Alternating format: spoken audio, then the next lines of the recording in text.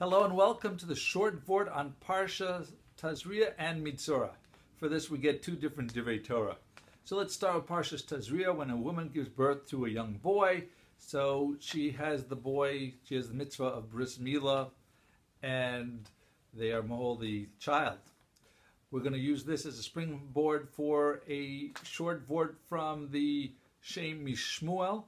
And he says, when Bnei Yisrael were ready to go out of Egypt, they were naked of mitzvos, arum ve'eruya. They didn't have a merit for which to go out. They were promised that they would go out based on the promise to the avos. What did Hashem do to give them a zechus to go out? He gave them two different mitzvos, dam milah and dam pesach. With these two mitzvos, they merited to go out. But why was it these two mitzvos? So the mitzvah of milah, where you remove the orla, that is a mitzvah of sur me'ra, removing the bad. The mitzvah of Dam Pesach is an active mitzvah, and that is Aseh Tov. But still, there are plenty of other mitzvahs that were Sur Me'ra or Aseh Tov. Why were these the two mitzvahs that were given to the Bnei Yisrael? So the Rambam says in Pirkei Avos, at the beginning of Perek Beis, he explains that from the punishment of an Avera, whether doing it the mitzvah or not being Mekayim, doing the Avera or not being Mekayim a mitzvah, we can tell what the fulfillment of the obligation is, what the reward for that will be.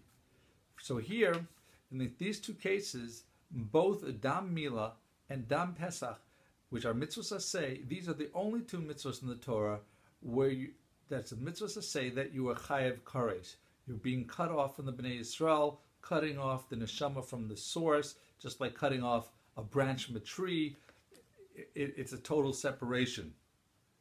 But the good news is that by doing this, you are able, it's the exact opposite. It's becoming close to Hashem, elevating themselves, the mitzvah, whoever does the mitzvah, to be higher and have greater kedusha, which is exactly what the Bnei Yisrael needed at this time, because the Bnei Yisrael, the Mem Teshari Tumah, which you know, Pesach was just here, so you're probably familiar with that. And at the one more level, they would not have gone out.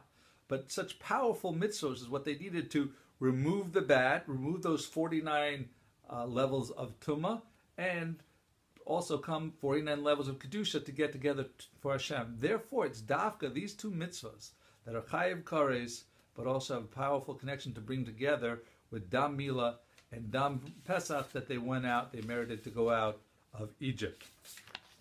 Now moving on to Parshas Metzora, so we have a famous story that we've discussed previously about the peddler who went around and saying, who wants the elixir of life?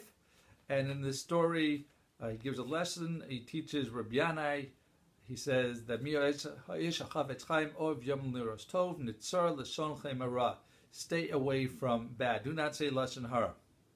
So the famous question is, what is this that Rabbi Yanai responded by saying, this is a chiddush I didn't know until I heard this peddler teach me.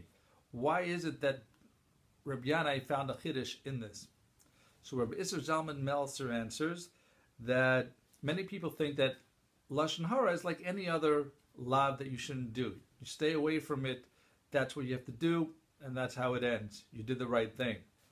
But in reality, it's a mitzvah that is different than the regular Avera. Regular Avera, if you stay away from it, you actually get rewarded as doing a mitzvah.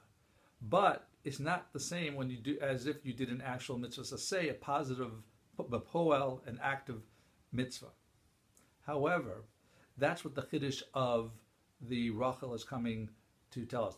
The peddlers is telling us that this is who wants the elixir of life, who wants something very positive, someone who stays away from lashon hara.